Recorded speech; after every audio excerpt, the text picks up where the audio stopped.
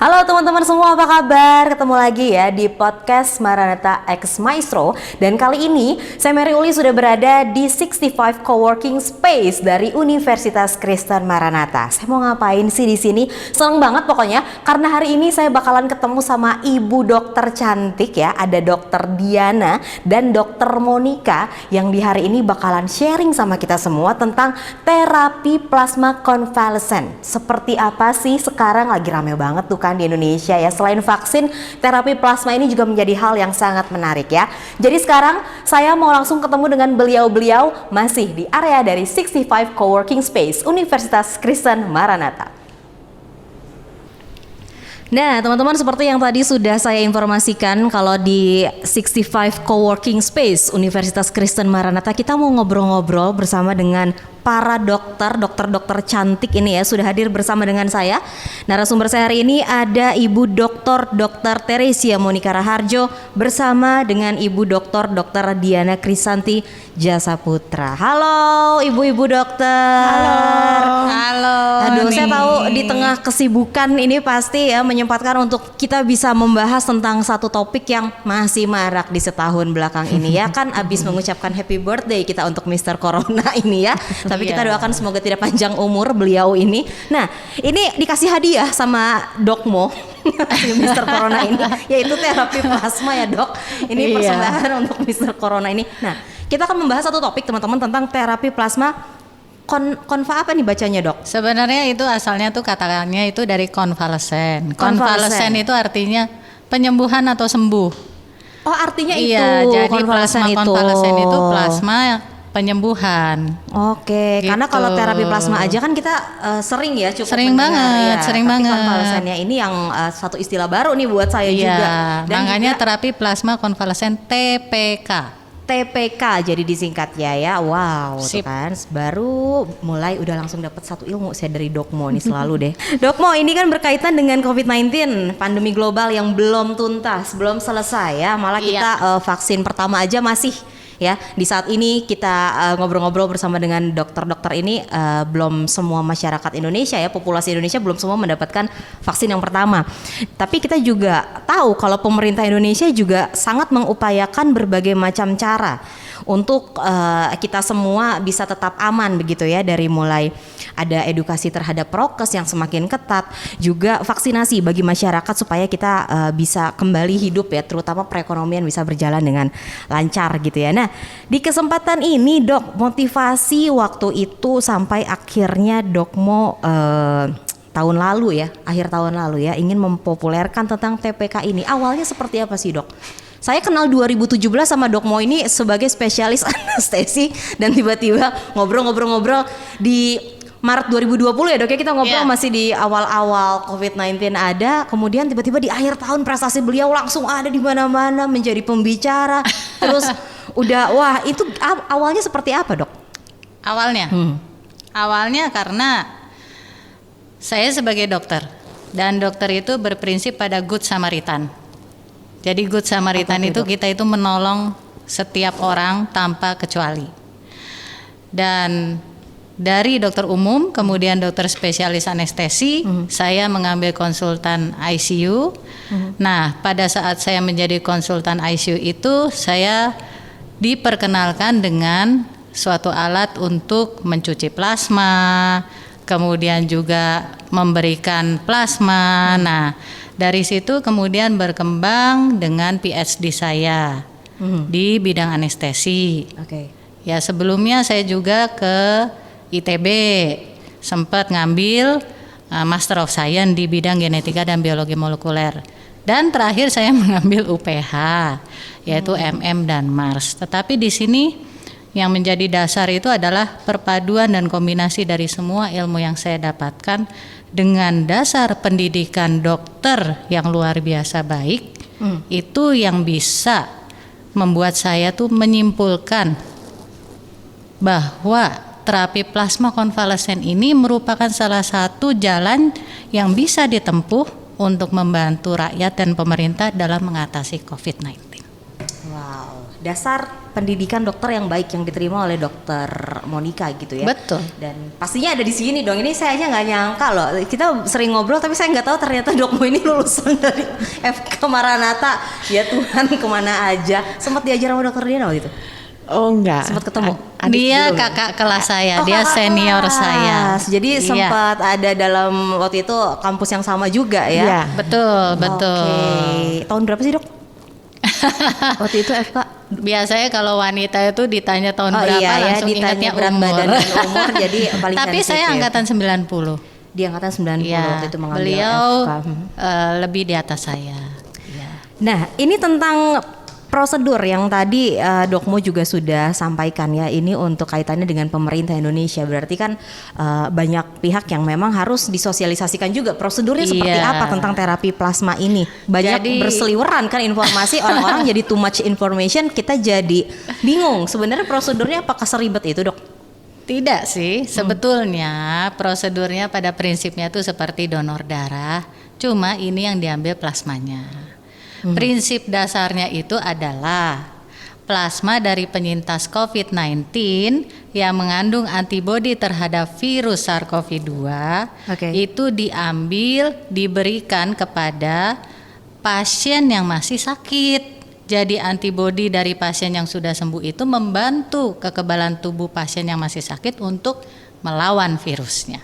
Sesimpel itu sebenarnya kalau nggak Iya, kan kayak tapi simpel pengejauhan aja gitu kan. tahannya tentunya Iya. harus melalui tahap-tahap tertentu. Oke. Nah, pada saat ini diawali dengan gerakan nasional donor plasma konvalesen pada tanggal 18 Januari 2020 yang diresmikan oleh Wakil Presiden Bapak Ma'ruf Amin, dihadiri oleh Ketua PMI Bapak Yusuf Kala, kemudian juga Menko PMK Bapak Muhajir, juga dari seluruh staf PMI, kemudian BNPB, Kemenristek dan juga Kemenkes.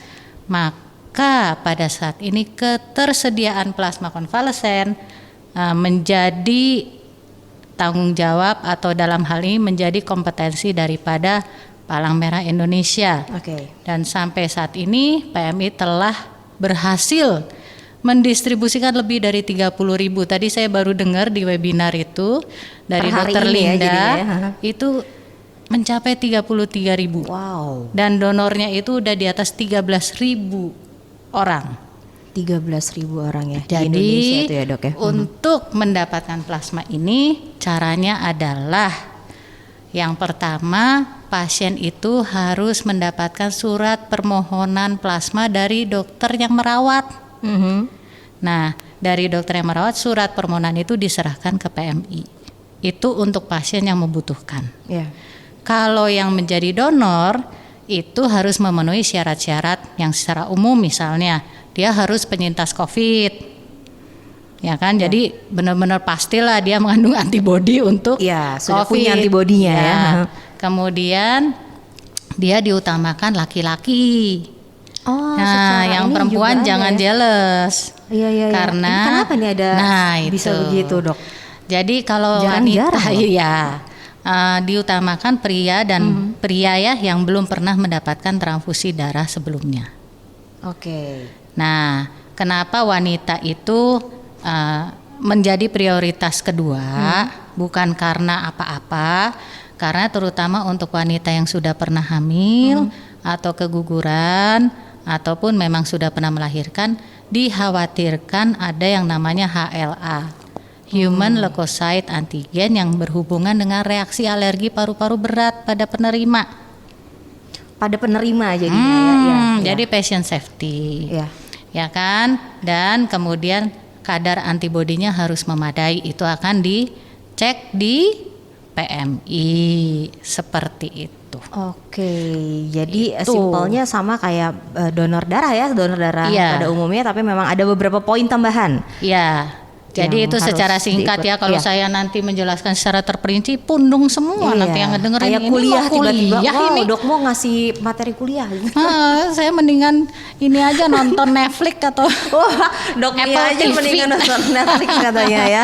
Ya, jadi Oke, seperti itu. Jadi kurang lebih seperti itu ya. Ya. Ini ada karena saya juga sebagai followers dari beliau, ada satu caption waktu itu dok pernah bilang kalau to get is to give. Yes. Sepertinya ini kalimat yang akhirnya makin memotivasi Dokmo ya untuk ya untuk nggak capek-capek gitu loh kan, kayak nggak berhenti-berhenti gitu Lelah ya, kan Dok, ya? sebenarnya kan. Iya, makanya. Jangan pernah lelah mencintai negeri ini. Wow. Iya kan?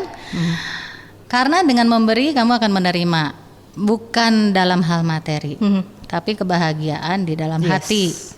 Dan bekal kita mungkin nanti kalau kita udah meninggal. Saldo untuk itu nanti ya sebenarnya, ngumpulin saldo untuk Misalnya kehidupan nanti ya. Bilangnya PMA, penanaman modal akhirat. Oh, ada istilah itu. Tapi ya. terlebih sih sebenarnya karena saya sangat berpegang pada 3 hal sebagai seorang Kristiani. Ya, ada 3 hal yang memang saya pegang, yaitu adalah harapan, iman, dan kasih. Yes. Jadi ketiga hal itulah yang mendasari saya sampai sekarang ini. Semenjak awal kan, kan memberikan atau memperkenalkan sesuatu. Memang cara untuk terapi plasma itu lama, udah 100 tahun yang lalu.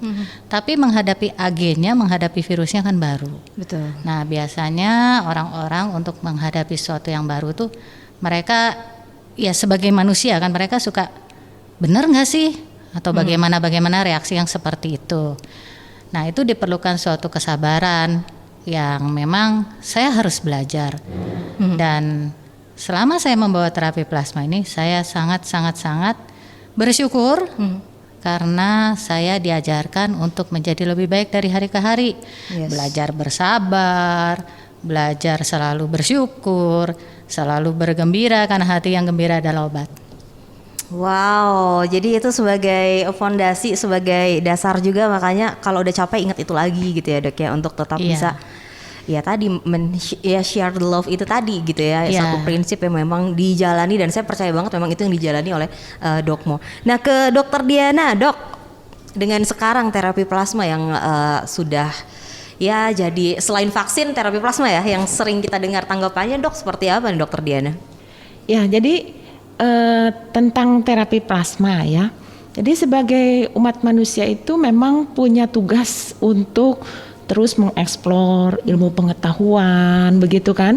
Kalau ada masalah yang kita fokuskan apa solusinya, tentunya kan seperti itu ya. Jadi kalau pandangan saya tentang terapi plasma konvalesen ini adalah suatu cara upaya manusia juga untuk menyelesaikan pandemi COVID gitu, gitu ya. Jadi ya kita harus punya wawasan yang luas, punya hati yang terbuka juga. Jangan sampai kita sempit pandangannya, karena kan banyak hal yang bisa dieksplor, banyak hikmat Tuhan juga yang kita terima dari Tuhan, begitu. Itu pandangan saya ya. Oke, luar biasa banget ya. Jadi memang ya ini emang bener-bener semua lulusan dari Fakultas Kedokteran Maranatha ini ilmu-ilmu yang tahun 90-an itu tadi ya. Sekarang semua dipraktekkannya udah luar biasa banget gitu ya teman-teman. Dan kembali ke Dokmo dulu nih, tantangan yang dihadapi sebagai pelopor TPK Indonesia, apalagi udah kedengeran gak nambah tadi ya. Semua sudah banyak yang dikorbankan kata Dokmo ya. Apalagi kalau tahun sekarang mungkin saya ngelihatnya sudah lebih oke, tapi di akhir tahun lalu ini kan mungkin banyak sekali orang-orang yang kontra dengan Dokmo sendiri, berita-berita segala macam. Ini saat menyebarluaskan TPK padahal tadi dengan sebuah prinsip yang ini hanya untuk menyebarkan kasih dan menolong banyak orang gitu ya. Waktu itu seperti apa dok? Yang dokter ingat banget di awal-awal? Saya sama sekali melupakan atau sudah lupa orang-orang yang melakukan hal-hal yang mungkin menyakiti saya tuh saya udah lupa. Wow. Jadi saya tidak pernah mengingat-ingat tidak pernah mengingat-ingat perlakuan yang tidak mengenakan yang saya terima. Karena saya selalu berusaha memahami bahwa setiap orang pasti punya pandangan yang berbeda-beda. Yes. Dan untuk menyadarkannya atau untuk membuka wawasan mereka yang kontra itu tidak bisa dengan jalan kita ini memakai ukuran kita sendiri. kita harus melihat dari perspektif mereka. Karena mereka juga punya pandangan lain begitu ya. Ya, tetapi saya sangat bersyukur karena entah bagaimana ada beberapa dari mereka yang kontra itu akhirnya terkena COVID, tapi bukan bersyukur karena mereka kena, bukan ya, bukan.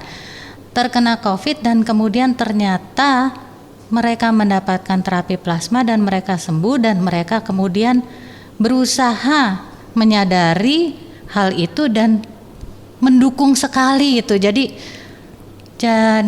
saya tidak pernah mengingat-ingat setiap orang yang sudah melakukan hal-hal yang mungkin menyakiti saya. Karena saya juga sekarang ditanya bagaimana rasanya, saya rasanya bahagia. Tidak pernah ada sekalipun saya merasa aduh saya lelah membawa ini, tetapi saya bahagia karena saya bukan menjadi sesuatu yang dimasukkan ke dalam hati. Dan saya merasa bahwa saya ini sebenarnya hanya perantara dari Tuhan untuk menyebarkan kabar gembira dan membawa kesembuhan bagi orang lain. Jadi saya tetap akan terus mengedukasi, menyebarkan mengenai terapi plasma ini, bukan dalam pengertian bahwa oh ya saya ini hebat, bukan, tetapi saya ini melaksanakan apa yang saya yakini, yaitu membagikan kasih. Itu aja ya sebenarnya yang dipegang sama Dokmo. Jadi kalau ditanya aja, gitu. Bagaimana ya? Tantangan. Ya pada saat itu mungkin tantangan, mungkin ada fitnah, ada menjelek-jelekan. Pada saat itu sebagai manusia biasa mungkin saya merasa sakit hati atau mungkin saya juga bisa juga merasa kenapa ya saya disangka yang enggak. Tetapi setelah melewatinya, saya tahu bahwa Tuhan mendidik saya untuk selalu mengampuni. Karena Tuhan juga selalu mengampuni saya. Itu aja ya yang itu aja. Dijadikan itu tuh ilmu yang memang punya dasar yang kuat juga. Ya, dan terus terang Dokter Diana, semua dasar itu saya dapatkan mau langsung atau tidak langsung dari contoh, baik dari keluarga saya, dari suami saya, dari anak saya maupun dari para pengajar saya, baik sejak saya menuntut pendidikan di FKUKM maupun sampai sekarang. Dan saya sangat teringat kepada 2 orang pengajar, bahkan mungkin 3. Sebenarnya semua ingat ya. Yang pertama adalah Dr. Winsa. Jadi Dr. Winsa itu adalah dosen anatomi, ya, dosen anatomi yang sangat luar biasa komitmennya untuk mengajar. Dia itu mengajar kita itu dengan keras loh ya. Dengan keras tuh maksudnya bukan dengan kekerasan ya. Oh bukan, tapi disiplin. Nah, dari disiplin itulah saya belajar untuk menghargai waktu. Ya. Yang kedua itu adalah dari Dr. Tris. Dr. Tris ngajar mikrobiologi ya, Dok. Beliau udah meninggal. Kalau ingat Dr. Tris, itu saya pasti merasa terharu ya, karena beliau tuh mampu menghadapi segala apapun dengan kesabaran. Orangnya sangat luar biasa sabar kan, Dokter Diana. Kejadian apa sih sampai maksudnya Dokmo sendiri bisa nilainya itu ini dokter sabar banget gitu? Iya, karena waktu saya jadi residen menuntut pendidikan spesialis anestesi, saya itu ketemu beliau tuh menjadi pasien yang akan dibius. Ya, kalau orang-orang dalam keadaan sakit itu pasti ujungnya ngeluh banget. Ngeluh aja, ini sakit lah, makanya nggak enak loh, inilah itulah. Tapi pada saat waktu saya visite beliau, nggak ada tuh perasaan muka cemberut bahwa beliau gitu. Ya pokoknya saya bergembira saja gitu. Nah dari situ tuh saya mendapat pelajaran bahwa kita tuh harus bersyukur setiap waktu. Satu lagi ini agak spesifik Dokter Diana, Dokter Pinandoyo. Dokter Pinandoyo itu salah satu dosen, beliau juga udah almarhum. Ya, salah satu dosen faal yang luar biasa ditakutin. Tapi bukan dalam hal ditakutin dalam hal gimana ya, karena dia pengen yang terbaik dari murid-muridnya. Dan waktu dulu saya tuh merasa mendapatkan suatu kebanggaan pada saat beliau tuh, kamu yang namanya Monik? Iya dok, saya mau pinjem catatan kamu. Kebayangkan dokter Diana tidak ada pernah, iya itu. Jadi itu yang, dan semua itu diantara mereka tuh selalu disiplin soal waktu. Itu loh hebatnya FKUKM. Waktu saya dulu berkuliah itu disiplin soal waktunya luar biasa. Secara nggak langsung nggak ditekenin, nggak ada satu mata kuliah tentang disiplin, tapi justru Dokter Diana dan Dokter Monika mempelajari itu ya, dapat dari masing-masing pengajar di FKUKM, dan mereka mendapatkan karakter itu, dan sampai sekarang terbentuk saat itu dan terbawa sekarang menjadi budaya, jadi lifestyle ya. Produk-produk dari zaman iya, tahun berapa makanya ya? Ini output yang sekarang udah langsung ke marketplace. Kalau Dokter Diana sendiri saat mengenyam pendidikan di FKUKM, seperti apa waktu itu dok? Saya angkatan 85 ya, angkatan 85. Ya, saya memang cita-citanya jadi dokter gitu ya. Jadi memang. Oh, emang cita-cita. Iya, jadi dulu kecilnya enggak gitu ya, tapi waktu SMA memang Tuhan yang arahkan ke sana. Terus akhirnya jadi masuk ke FKUKM itu ya. Jadi karena memangnya tujuannya jadi dokter ya, pasti ya semangat aja terus gitu ya. Kita enggak merasa sebuah beban gitu, enggak gitu. Jadi dengan senang hati belajar sebaik-baiknya gitu. Itu yang kalau itu ditanya sebagai pengalaman pribadi, buat saya sih seperti itu ya. Oke, itu sebagai pribadi. Nah, kalau sekarang saya mau bertanyanya sebagai dekan dari Fakultas Kedokteran Universitas Kristen Maranatha, memiliki output produk seperti Dokmo ini yang bukan hanya membanggakan Indonesia, terlebih pasti membanggakan Universitas Kristen Maranatha. Dalam proses pendidikan di FKUKM seperti apa nih? Kebetulan Dokmonya di sini. Iya. Silakan dok. Ya pasti ya, kita bangga banget gitu ya, karena ada alma mater FKUKM yang seperti Dokmo ini. Juga memang sebetulnya alma mater kita itu juga banyak ya, di mana-mana banyak, di pemerintahan yang jadi dokter spesialis yang bagus-bagus juga banyak gitu ya. Jadi itu secara keseluruhan juga kita sangat bangga ya, dan memang itulah kita buah-buah ya dari apa yang dikerjakan di FKUKM selama ini gitu ya. Saya manis banget lagi ya Dokmo ini ya. Nah, jadi kita mau membahas dulu tentang FKUKM-nya dulu. Jadi ya, mendayu-dayu ini. Iya ya, jadi gitu ya. Gitu ya, ritmenya asik banget nih. Nah, ini untuk proses pembelajaran yang ditanamkan di perkuliahan FK. Kita mungkin bicara sebelum masa pandemi dulu deh, Dok. Biasanya seperti apa sih program kurikulum yang ada di sini? Ya, tentunya FK yang paling penting kompetensi ya. Jadi sejak 2006 itu kita sudah KBK ya, kurikulum berbasis kompetensi gitu ya. Itu memang diharuskan oleh pemerintah. Jadi pasti di dalam pendidikan di FKUKM itu kompetensi ya yang diutamakan.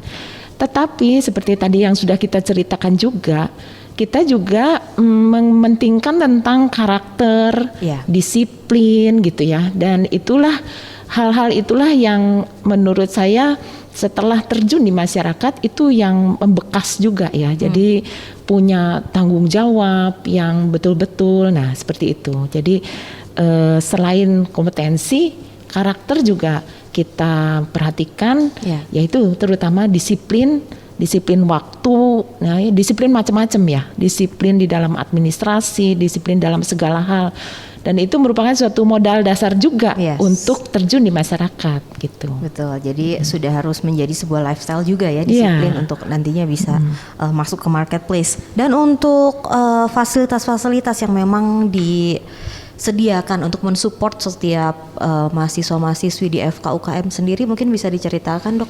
Ya, jadi kalau FKUKM itu kan namanya program studi pendidikan profesi dokter, terdiri dari 2 tahap.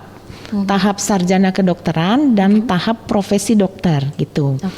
Nah, dari awal itu sudah dikenalkan ya dengan problem based learning. Jadi kalau dokter problemnya ya orangnya sakit perut, sakit apa kayak gitu ya, itu yang diutamakan. Dan kalau fasilitasnya, tentunya kalau kita mau jadi seorang dokter harus punya keterampilan klinik. Jadi dari awal sudah dikenalkan dengan keterampilan-keterampilan klinik, punya fasilitas-fasilitas yang cukup untuk melatih keterampilan klinik sejak di esket gitu ya. Apalagi di profesi ya, profesi jelas langsung berhubungan dengan pasien. Jadi sebelum berhubungan dengan pasien juga sudah dilatih, dan itu merupakan suatu fokus kita juga untuk menyiapkan fasilitas itu supaya kita punya dokter yang berkompeten. Oke ya, jadi untuk adik-adik kelas 12 ya yang memang punya cita-citanya dari dulu gitu, atau mungkin kayak dokter Diana juga kepikirannya pas di bangku SMA gitu ya, kalau kayaknya ingin deh untuk melanjutkan untuk profesi menjadi dokter, itu boleh loh lihat-lihat ya, mungkin ada di website ya untuk lebih lengkapnya di Fakultas Kedokteran Universitas Kristen Maranatha, seperti apa sih kakak-kakak di sini. Ini sudah ada juga output gitu ya dari FKUKM, contohnya ada Dokmo juga, dan nanti bisa dilihat ada seperti apa kegiatan-kegiatan yang dipelajari apa aja. Nah ini juga yang dipelajari mungkin penasaran juga sih Dokter Diana dari semester 1, mungkin dari awal ya saat masuk kuliah gitu ya. Apakah langsung belajarnya tentang obat-obatan dan pasien atau ngapain? Ini dokter gitu kan, saya mau jadi dokter, jadi pas semester 1 wah langsung kayak main dokter-dokteran gitu. Gimana nih? Ya Dokmo langsung kata, jauh banget kali Beb, kata Dokter Mon. Apa aja sih sebenarnya kurikulum yang sudah dipersiapkan oleh FKUKM? Ya, jadi kalau dari kurikulum sendiri sebetulnya dibagi 3 bagian besar. Yang pertama adalah general education ya. Jadi general education tentang basic science ya, tentang misalnya anatomi umum, biologi dan biokimia, faal dan lain sebagainya yang umum, termasuk juga pembinaan karakter Pancasila begitu ya. Itu yang basicnya seperti itu.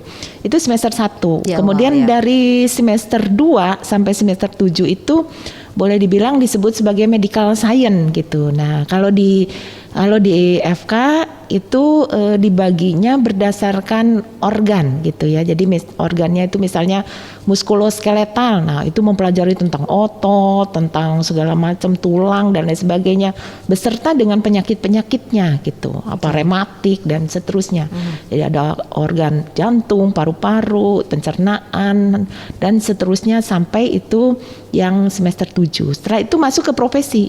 Profesi itu artinya secara teori sudah lengkap gitu, tapi harus bertemu dengan pasien. Jadi lebih kepada magang ya, sebenarnya seperti magang begitu, sehingga lengkap. Jangan sampai nggak tahu ngobatin pasien ya, karena kalau teori sama praktek bisa mungkin kita ada salah paham. Ya betul, pas prakteknya suka ada yang beda ya. Oke, jadi kurang lebih seperti itu. Nah untuk Dokmo nih, waktu dari mulai di FKUKM gitu ya, apa aja sih yang paling terkesan gitu, mungkin diinget banget gitu. Ini kan betul-betul tahap awal ya, pertama gitu kan, untuk mempelajari segala hal tadi tentang kedokteran gitu. Yang paling berkesan ya, yang paling berkesan tuh justru kalau menurut saya semua berkesan gitu, nggak ada yang iya. Tapi ada beberapa yang sebetulnya menjadi perhatian saya ya. Dosen-dosen saya waktu dulu itu sangat dedicated sama pekerjaannya. Wow. Jadi itu nancep banget ya Dokter Diana ya. Nancep banget gitu. Jadi melihat mereka merupakan role model kan buat kita yang masih bakalan-bakalan gitu kan, bakalan-bakalan gitu. Jadi memang itulah yang namanya guru itu memang punya peran penting, keluarga dan guru. Jadi suatu bangsa kalau menurut saya ingin menjadi suatu bangsa yang maju, memang pendidikan tuh dimulai dari keluarga dan kemudian meluas ke sekolah yaitu guru. Ya pendidikan karakter sebenarnya yang sangat-sangat nancep ke dalam hati nurani saya. Bagaimana kamu menempatkan pasien safety itu menjadi yang utama. Jadi Kalau saya bilang ya, dulu saya keluar dari FKUKM ini, itu saya tuh berpendapat menjadi dokter itu untuk menolong, bukan untuk menjadi kaya. Kalau pengen menjadi kaya, jadilah pengusaha. Iya. Ya, tapi Ya, memang seperti itu ya, realnya ya. Kalaupun pada saat kalian berusaha dan menjadi dokter ada berkat yang datang kepada kalian, anggaplah itu bonus. Oke. Itulah mindset yang saat ini juga sebaiknya Ditanamkan ya untuk disegarkan kembali bagi para orang tua, bahwa menjadi dokter itu merupakan suatu kebanggaan. Iya. Yes, itu profesi yang masih ya boleh dibilang masih big three ya, top 3 ya untuk Betul. membanggakan. Tetapi tanamkan bahwa menjadi dokter itu bukan untuk menjadi kaya. Kalau kaya secara rohani, ya betul, karena kita menolong orang. Dan bagi seorang dokter, kebahagiaan terbesar itu kalau melihat pasiennya sembuh. Yes. Ya, kalau pada akhirnya ada berkat-berkat yang datang, anggaplah itu bonus yang Tuhan berikan atas jerih payah kita. Wow.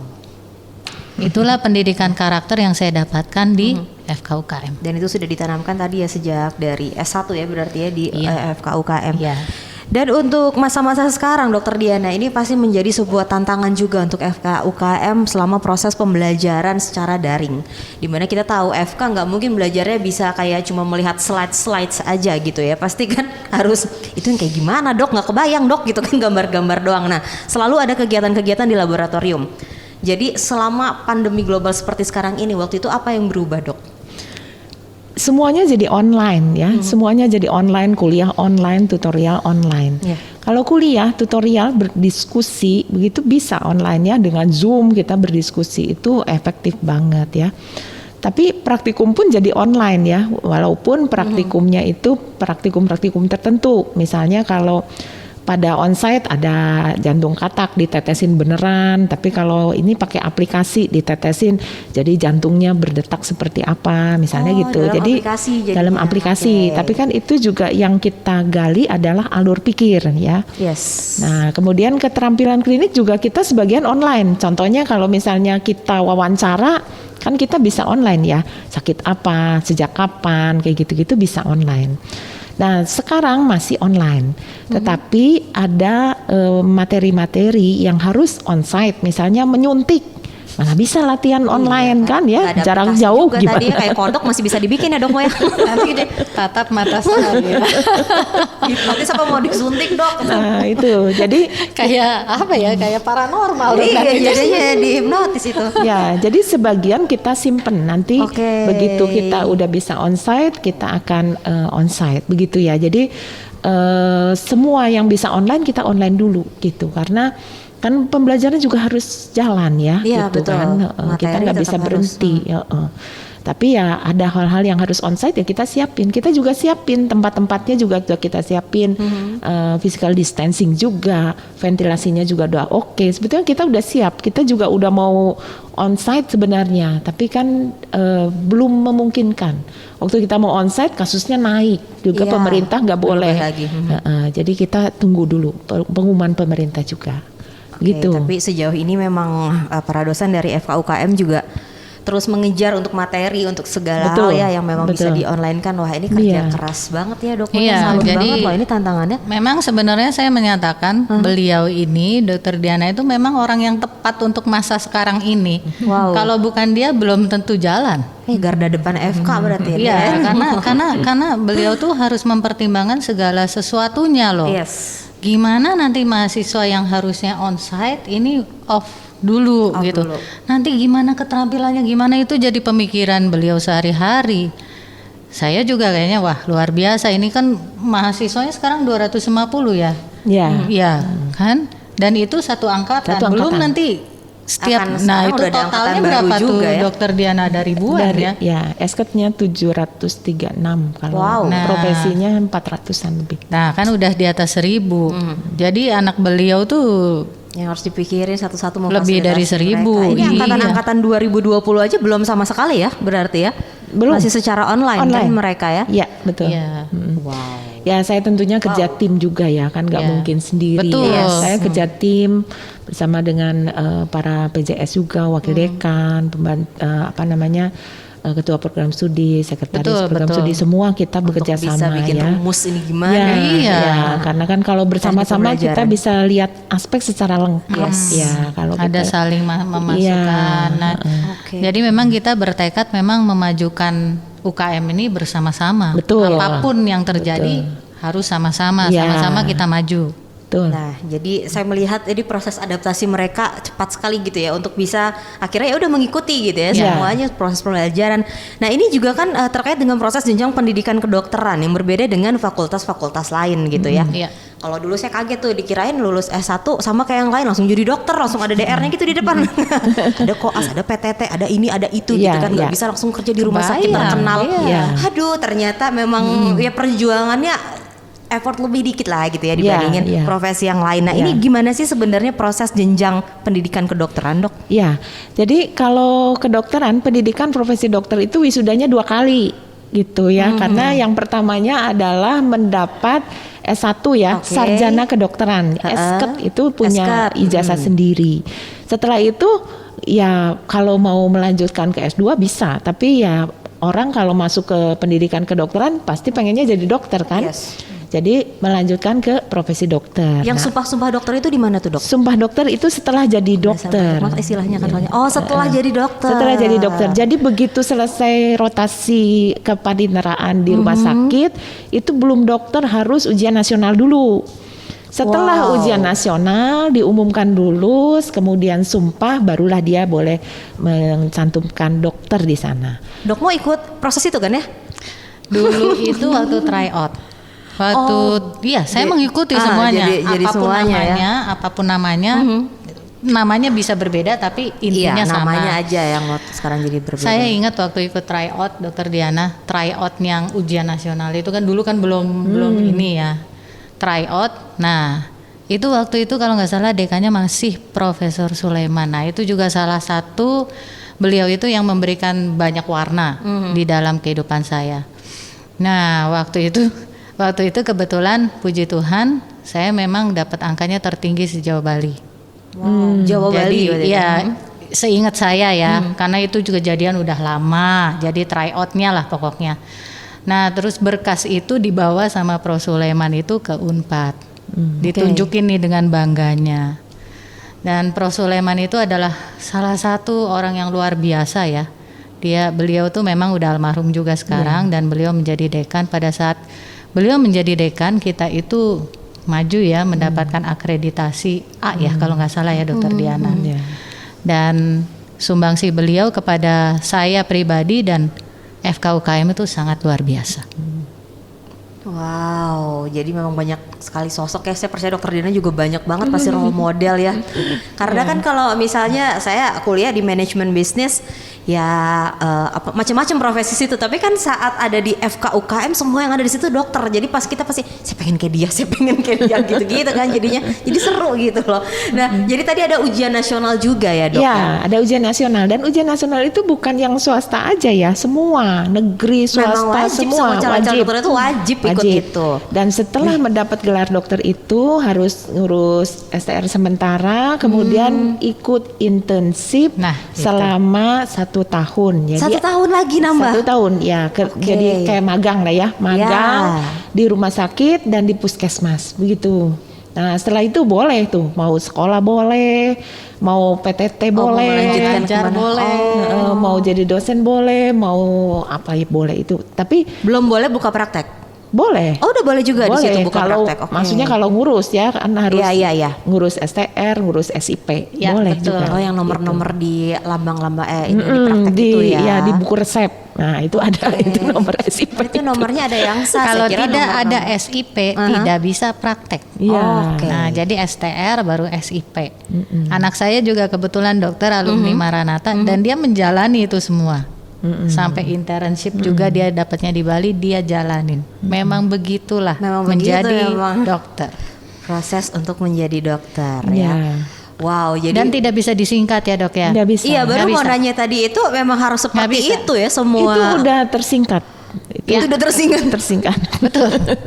Itu sudah tersingkat. Udah tersingkat, Nah, kalau saya nggak denger panjang banget ya, tuh nggak jadi bisa disingkat lagi. jadi istilah-istilahnya juga ada masing-masing. Iya. Kalau misalnya jadi sudah lulus jadi esket, jadi koas atau koasisten itu berarti mau ngambil profesi dokter, istilahnya koas. Oke, iya. Setelah internship selesai jadi dokter mau ngambil spesialis itu judulnya residen.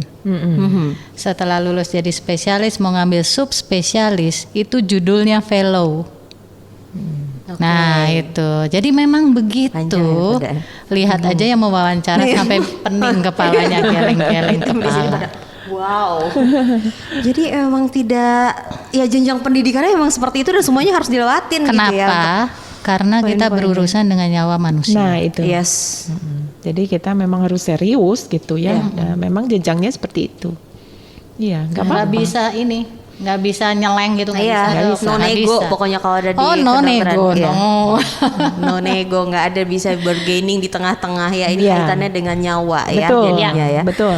Oke, jadi apa yang dikembangkan oleh FK UKM ini di tengah pandemi juga tidak Dokmo tadi udah menjadi saksi juga gitu melihat teman-teman tim ya, semua dosen-dosen sangat berpikir sekali untuk bisa tetap membuat pembelajaran semua bisa sampai ya semua untuk materi-materi, jadi nggak dikurang-kurangi karena berkaitannya tadi dengan keselamatan, dengan nyawa gitu. Saya juga percaya teman-teman pasti kalau ada kaitannya dengan kesehatan, keselamatan itu pasti nggak ada nego gitu ya Iya. jadinya ya. Nah, Dokmo sendiri mau balik lagi dong ke terapi plasma tadi, konvalesen ini ada nggak sih efek sampingnya dan biasanya kondisi pasien yang seperti apa sih yang memang udah harus donor gitu kan, kadang-kadang wah tiba-tiba reaktif langsung cari plasma, apakah langsung kayak gitu kan atau ngeliat kondisinya secara Nyari singkat? plasma itu bukan kayak nyari jodoh, Mary. Lebih susah mana dok? Kalau nyari jodoh itu sebenarnya lebih susah karena untuk dipakai seumur hidup. Jadi sebenarnya kalau efek samping ya, kita tidur aja besok paginya bisa jatuh ke lantai, itu namanya resiko. Yes. Dan dalam setiap pengobatan, dalam setiap terapi, dalam setiap keputusan pun yang kita ambil sehari-hari, itu selalu ada resiko. Jadi efek samping dari terapi plasma konvalesen ini sama sebetulnya seperti efek samping transfusi darah, yaitu alergi. Alerginya ada yang dari ringan sampai berat. Yang berat itu yaitu reaksi alergi pada paru-paru yang disebut TRALI, Transfusion Related Acute Lung Injury. Yang berhubungan dengan apa? HLA tadi. Makanya wanita yang sudah pernah hamil, keguguran ataupun sudah pernah punya anak, bersabar saja, tidak diutamakan atau diprioritaskan untuk donor plasma. Berapa besar? Kurang dari 1% efek sampingnya. Berdasarkan juga penelitian yang sudah dilakukan di Mayo Clinic, itu dari 20.000 pasien yang diberikan terapi plasma hanya kurang dari 1% efek sampingnya. Jadi udah ada penelitiannya, Ya, harus itu sudah valid diteliti. datanya, begitu. Oke, istilah terapi plasma sendiri kan Dokmo juga sudah risetnya itu kan dari tahun berapa dok? Kalau terapi plasma itu udah dilaksanakan dari tahun 1918 sampai 1925. Oke. Jadi pada zaman flu Spanyol itu merupakan penelitian pertama terapi plasma yang tercatat. Oke. Tetapi AG-nya beda-beda. Juga pernah dilakukan untuk H1N1, SARS, juga MERS juga pernah. Nah yang sekarang ini di SARS-CoV-2 ya berarti Iya. ya untuk yang COVID-19 sendiri. Ngomong-ngomong Asik. mengenai Mayo nih. Kayak pinter loh kalau ngomongnya tuh, padahal COVID-19 SARS-CoV-2. Ini ngomong-ngomong Kenapa, Dok? mengenai Mayo University, Ah. Mayo ya, bukan University ya, Mayo Mayo. Clinic nih. Kita Fakultas Kedokteran Universitas Kristen Maranatha punya sedikit kejutan nanti di bulan Mei. Di bulan Mei ini? Iya. 2021. Apa tuh dok? Nah, Kejutan kok apa tuh dok? Kejutan itu kan hanya bisa dibuka setengah, nggak Ya, bisa semuanya. dulunya Ya. deh gitu kan ya. Apa di bulan Mei ini? Bulan Jadi, depan soalnya. Iya. Jadi di Amerika Serikat sendiri itu riset mengenai terapi plasma ini sudah banyak. Dan memang penyelenggaranya itu saat ini selain dari Mayo Clinic juga John Hopkins, dan penelitiannya itu sangat berkompeten, profesor-profesor semua. Nah, saya ini bersama dengan Dekan FK-UKM juga Rektor UKM, kita nih berusaha nih supaya beliau-beliau ini mau membagikan ilmunya kepada kita di Indonesia. Nah, tentunya kita akan mengadakan webinar direncanakan pada tanggal 21 Mei 2021. Nah, dengan para profesor-profesor dari luar negeri, terutama dari Amerika Serikat yang berkompeten di dalam terapi plasma konvalesen. Siapa-siapanya, nah itu kejutannya. Tapi ini profesornya diimport ya dari Amerika. Diagendakan 21 Mei 2021. Jadi nanti untuk informasi-informasinya mungkin ada di website kali ya, Dok ya? Ya, nanti Oh bisa jelas, Instagram. nanti dengan Dokter Diana. Iya, itu pasti disosialisasikan supaya Pasti. kita semua bisa sama-sama belajar dan diperlengkapi lebih lagi terutama Iya. untuk terapi plasma ini ya. Oke, di menit-menit terakhir dulu deh Dokter Diana mungkin untuk yang berminat nih adik-adik kita terutama di kelas 12 yang paling dekat nih sekarang gitu ya. Dan teman-teman lain juga yang memang sudah punya keinginan, kerinduan untuk bisa menjadi seorang dokter gitu. Apa aja sih sebenarnya yang memang harus dipersiapkan atau bisa saran, nasihat gitu loh dari Dokter Diana seperti apa, Dok?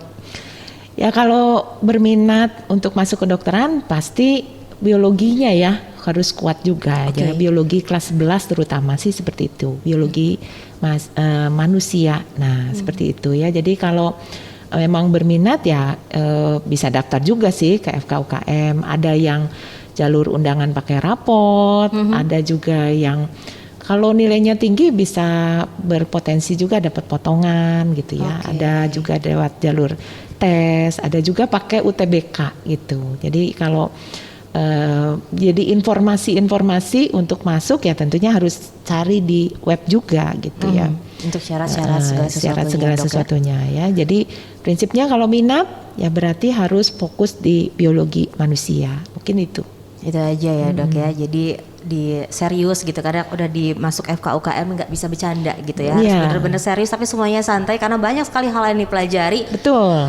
Walaupun tadi secara tidak langsung ya tentang kedisiplinan begitu ya. Itu tuh semuanya kan dari pendidik-pendidik yang ada di sini gitu, teman-teman. Nah, dari Dokmo sendiri nih untuk adik-adik kita apalagi yang memang berminat ya untuk memperdalam di bidang medis khususnya Fakultas Kedokteran Maranatha. Dok, setelah perjalanan panjang ini apa yang bisa dokter sharingkan, Dok? Bener loh sih, ini role model saya juga soalnya jadi nunggu banget gitu loh ketemu sama Dokmo nih. Gimana, Dok? Untuk adik-adik ya yang berminat menjadi dokter, itu sebetulnya ya harus dilandasi oleh passion ya, apa ya? Jadi sebelum kita belajar ilmunya, seperti ini kayak Dokter Diana sebenarnya pokoknya pengen jadi dokter gitu ya. Ada passion tersendiri ya, ada passion tersendiri, ada rasa bahagia melihat orang sembuh, terasa sedih melihat orang sakit. Nah itu tuh udah calon-calon nih, bakalan calon-calon menjadi. Jadi kalau misalnya ada, aduh ini kenapa ya sakit, saya pengen deh supaya dia sembuh ya. Kemudian pada saat dia sembuh ngelihat orang sembuh, wah kayaknya seneng banget gitu ya. Nah itu merupakan dasar selain biologinya harus kuat, ya kan? Karena menjadi seorang dokter itu tidak hanya pintar di otak, tapi harus pintar di hati loh. Wow, ya. Jadi it must be balance, ya kan, between your brain and your heart. Karena seorang dokter itu tidak akan bisa menjadi dokter yang baik tanpa memiliki hati yang baik. Otak bisa dicari, maksudnya bisa belajar kita kan, bisa dipelajari. Tapi kalau hati dan karakter itu adalah yang sulit sekali didapatkan. Itu yang mahalnya justru di situ juga. Mahalnya justru di situ. Wow. Jadi semuanya harus balance seperti Dokmo ini, semua balance, kuliner balance, jalan bisnis balance. Ini kayaknya naga-naganya pengen ditraktir. Tapi justru itu yang akhirnya ya itu tadi bikin Dokmo semuanya kehidupannya jadi seimbang gitu ya Dok ya, walaupun dengan sekarang masih banyak menjadi pembicara untuk seminar-seminar gitu ya Dok ya, tapi tetap ada sisi ya dokter juga manusia kan, bukan pendekar nih, jadi tetap harus jadi kita harus untuk balance sisi yang ya, lainnya. balance. Jadi kita harus bersyukur, kita harus berusaha, jangan berarti kalau bersyukur aja kita nggak berusaha, no ora etabora, ya kan, berdoa dan berusaha tanpa doa itu tidak ada gunanya, doa tanpa berusaha juga tidak ada gunanya. Kita diajarkan untuk fight, untuk berusaha semaksimal mungkin, tetapi kita berusaha, ya kan? Kita berusaha, kata Bunda Teresa juga, kita berusaha. Tetapi hasil akhirnya kita serahkan kepada Tuhan. Sudah ada yang menghitung, ada yang ngatur semuanya ya. Iya, Ini pembicaraan kita yang berusaha luar aja. biasa banget 50 menit ini. Mungkin next ya kita bisa ngobrol-ngobrol lagi dengan tema yang lain ya. Kuliner? Dokmo dan Dok Diana ya, kuliner. Bukan tentang kesehatan ya. Oke, Dokter Diana, Dokter Monika, terima kasih banyak. Salam untuk teman-teman lain, terutama Dokter Diana ya, bersama dengan rekan-rekan yang memang masih terus bekerja keras ya. Apalagi kita sudah mau masuk tahun ajaran baru. Ya. Ini yang 2020 aja belum pernah ke kampus ya Dokmo ya. Tiba-tiba udah Berarti ya, kemasukan berarti 1 tahun 2021. mereka nggak pernah ke kampus. Belum. Itu pergumulan yang sangat Iya, luar biasa benar. dari Dokter Diana dan tim Ini ya. udah mau susulan yang satu lah 2021 kan, angkatan bagaimana yang baru. iya benar, gitu. Sehat betul. selalu Ya, Dokter Diana amin. untuk teman-teman yang lain. Pokoknya makin kreatif lah tadi ya. Ada Yes. sekarang bisa nyuntik kodok pakai aplikasi cuma di Fakultas Kedokteran Universitas Kristen Maranatha ya. Dokter Monika juga salam untuk anak, suami, semua ini serumah 3 dokter dan juga untuk anak-anak yang lain. Udah beranak lagi Dok? Siapa? Yang lucu-lucu itu. Oh, yang lucu-lucu Nah. itu. Oh, ada sekarang namanya Hello sama Klepon. Tuh kan. Oke, nanti kita ketemu lagi di lain kesempatan ya Dokter Monika, sehat Siap. selalu. Salam Oke. juga untuk rekan-rekan yang lain ya Dok ya. Iya, terima kasih jadi banyak. untuk teman-teman yang sudah mengikuti perbincangan saya bersama dengan Dokter Diana dan juga Dokter Monika, terima kasih banyak. Kalau udah ngelihat video ini boleh di-share ke semua media sosial teman-teman. Ke Dan segala penjuru lah. Iya, ke segala penjuru ya. Pokoknya ini perbincangan yang sangat luar biasa. Saya percaya teman-teman juga akan diperlengkapi oleh pembicaraan kita di hari ini. Dan tetap jaga kesehatan ya teman-teman semuanya. Kita akan berjumpa lagi dalam topik-topik lain, tentunya dengan Universitas Kristen Maranatha yang podcast collab dengan Radio Maestro. Salam sehat pokoknya, sampai jumpa dan Tuhan memberkati.